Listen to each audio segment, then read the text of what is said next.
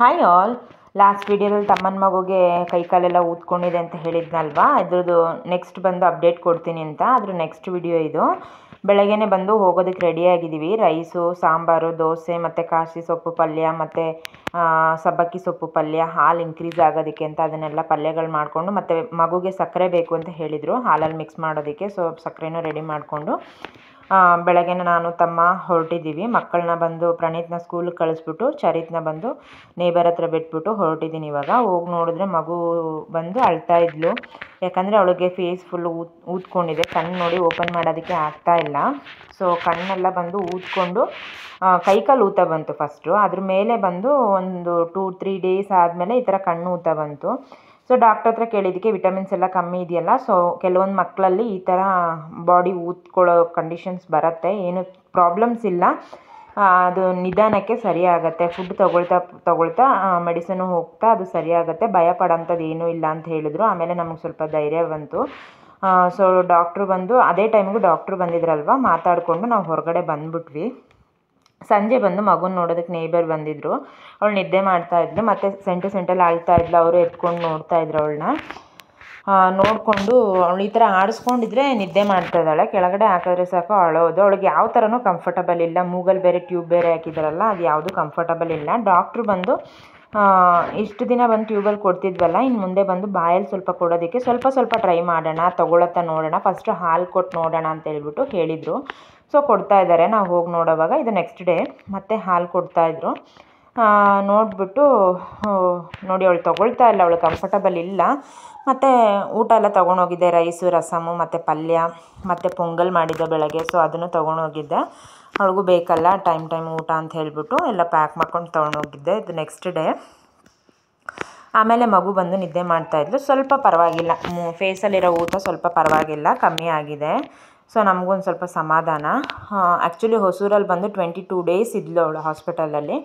ಮತ್ತು ಯಾರೋ ಹೇಳಿದ್ರು ಅಂತ ಹೇಳ್ಬಿಟ್ಟು ಡಿಸ್ಚಾರ್ಜ್ ಆಗಿ ನಾವು ಬ್ಯಾಂಗ್ಳೂರು ಹೋದರೆ ಇನ್ನೂ ಸ್ವಲ್ಪ ಚೆನ್ನಾಗಿ ನೋಡ್ಬೋದು ಅಂತ ಯಾರೋ ಹೇಳಿದ್ರಂತೆ ತಮ್ಮನಿಗೆ. ಸರಿ ಓಕೆ ಅಂತ ಇಲ್ಲಿ ಡಾಕ್ಟರ್ಸು ತುಂಬ ಚೆನ್ನಾಗಿ ನೋಡಿದ್ರು, ನಮಗೆ ತುಂಬ ಚೆನ್ನಾಗಿ ಹೆಲ್ಪ್ ಮಾಡಿದ್ರು, ನಮಗೆ ಧೈರ್ಯ ತುಂಬಿದ್ರು. ಮಗುನೂ ಕೂಡ 22 ದಿನ ತುಂಬ ಚೆನ್ನಾಗಿ ನೋಡಿಕೊಂಡ್ರು. ಇನ್ನೊಂದು ವಾರ ವೆಯ್ಟ್ ಮಾಡಿ ಇನ್ನೂ ಚೆನ್ನಾಗಾಗುತ್ತೆ ಅಂದರು. ಬಟ್ ಇವರು ಅಲ್ಲಿ ಕರ್ಕೊಂಡೋದ್ರೆ ಇನ್ನೂ ತುಂಬ ಚೆನ್ನಾಗಿ ನೋಡ್ಬೋದು ಅಂತ ಹೇಳ್ಬಿಟ್ಟು ಅಂತ ಹೋಪ್ ಇಟ್ಕೊಂಡು ಅಲ್ಲಿಂದ ನಾವು ಡಿಸ್ಚಾರ್ಜ್ ಆಗಿ ಬಿಲ್ಲೆಲ್ಲ ಪೇ ಮಾಡಿ ಆಂಬುಲೆನ್ಸ್ ಮೂಲಕ ನಾವು ಬ್ಯಾಂಗ್ಳೂರು ಶಿಫ್ಟ್ ಆಗೋದಕ್ಕೆ ಇವಾಗ ಆಂಬುಲೆನ್ಸಲ್ಲಿ ಹೋಗ್ತಾ ಇದ್ದೀವಿ. ಮಕ್ಕಳನ್ನ ಬೇರೆಲ್ಲೂ ಬಿಡೋದಕ್ಕೆ ನಮಗೆ ಆಗಿಲ್ಲ. ಸೊ ನೇಬರ್ ಮನೇಲಿ ಬಿಡೋದಕ್ಕೆ ಅಂತಲೇ ನೋಡಿದ್ವಿ. ಬಟ್ ನಾವು 2 ಡೇಸ್ ಆಗ್ಬೋದು ಬರೋದಕ್ಕೆ ಅಂತ ಹೇಳ್ಬಿಟ್ಟು ಎಲ್ಲಿ ಕಂಫರ್ಟಬಲ್ ಇಲ್ದಿರೋ ಕಾರಣ ಮಕ್ಕಳನ್ನೂ ಕೂಡ ಆಂಬುಲೆನ್ಸಲ್ಲೇ ಕರ್ಕೊಂಡೋಗೋ ಸಿಚುವೇಶನ್ ಆಯಿತು ನಮಗೆ.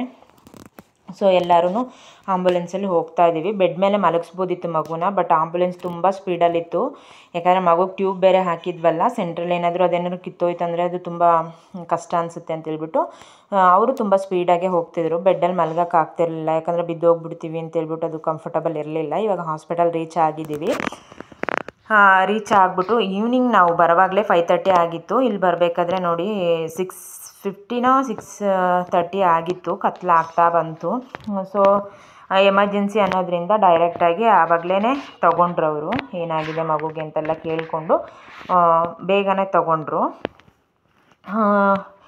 ಇಲ್ಲಿನೂ ಚೆನ್ನಾಗಿ ನೋಡ್ತಾರೆ ಅಂತ ಹೇಳಿದ್ರಿಂದ ಇಲ್ಲಿಗೆ ಬಂದರು.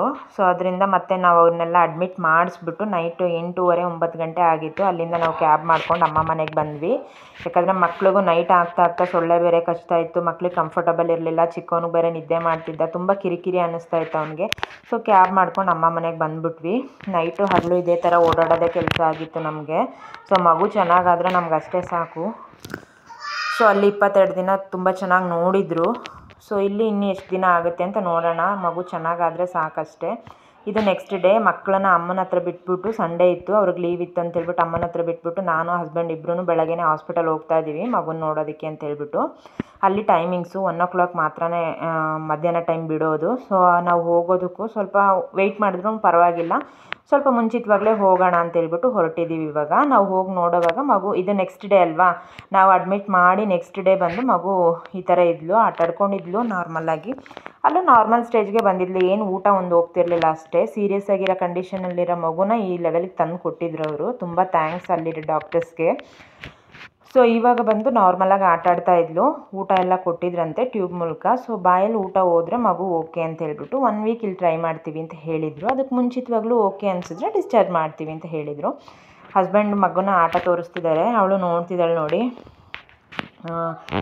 ಸೊ ನಮಗೊಂದು ಸ್ವಲ್ಪ ಸಮಾಧಾನ.